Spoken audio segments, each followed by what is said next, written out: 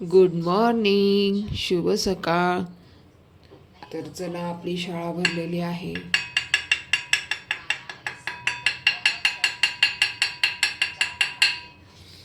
तर चला, मी आज बनवणार आहे मुळ्याचा पाला. तर मुळ्याचा पराठा आपण 2-3 दिवस झाले बनवले होते. तर आज मी बनवणार आहे मुळ्याचा पाला. तर बघा किती छान पाला आहे ना, हिरवा हिरवा गार पाला आहे मस्त. त्यासाठी मी कोथिंबीरची रोज सवय झाली म्हणून ती कोथिंबीर आली तोंडात.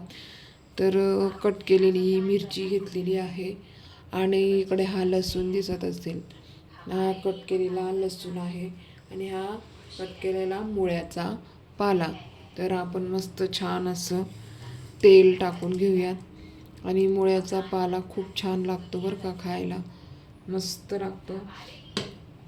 तर गॅस पेटून घेऊया बाबा.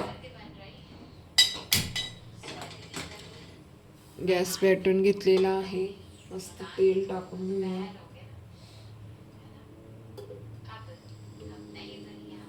तेल थोडं जास्त टाकायचं, मग मस्त होतो मुळाचा पाला, छान लागतो. आणि 2 मुळ्याचा पाला होता, पण मी 1 मुळ्याचा पाला मागून आणलेला होता. त्या ताईंकडे भरपूर पाला होता, मग मला त्यांनी अजून एक्स्ट्राचा पाला दिलेला होता. आता कोणी कोणी घेऊन जातं घरी पाला, कोणी कोणी तिथेच काढून घ्यायला सांगतात ना मुळा घेताना. तर मग त्या ताईकडे भरपूर पाला होता मुळ्याचा, मग मी थोडा त्यांच्याकडनं अजून एक्स्ट्राचा मागून आणलेला होता.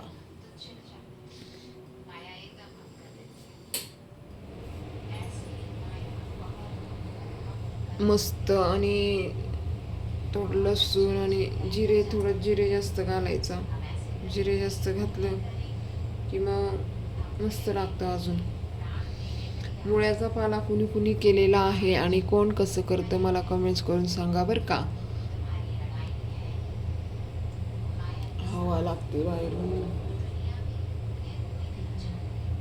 आज, म्हणजे आता भरपूर गार हवा आहे ना, खिडकी उघडली तर हवा लागते खूप.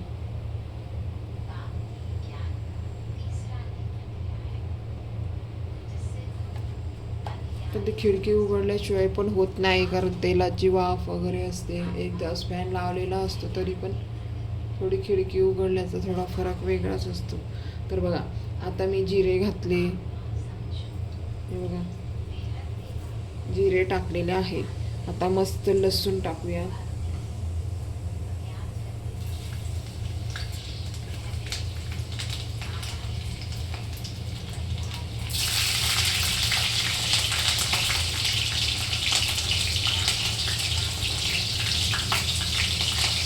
लसूण आणि मिरची टाकलेली आहे आपण.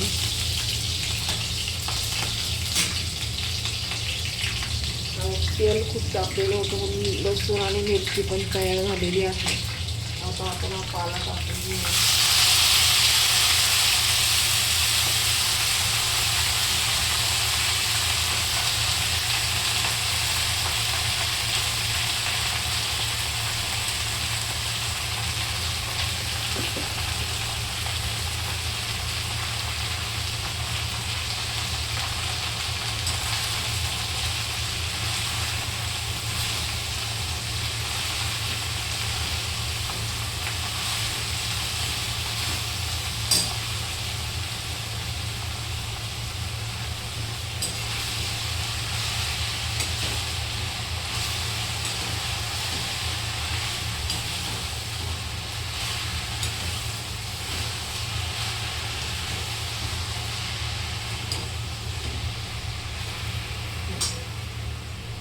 तर आपण आता मस्त चवीनुसार मीठ टाकून घेऊयात. चवीचे मीठ आणि महत्वाचे मीठ.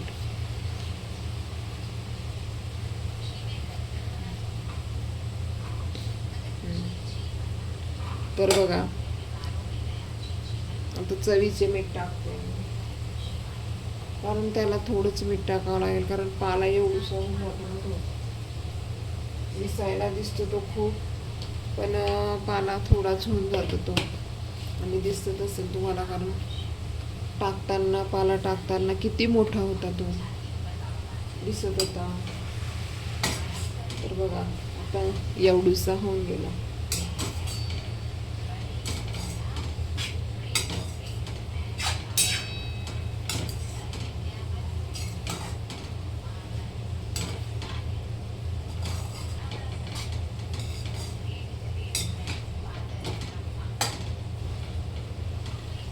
मुळ्याचा पाला. आता याच्यात हळद बिळद हे ते काही टाकायची गरज नाही. नुसतं मीठ, लसूण, जिरे आणि मिरची बस. तरी पण इतका छान लागतो ना, मस्त.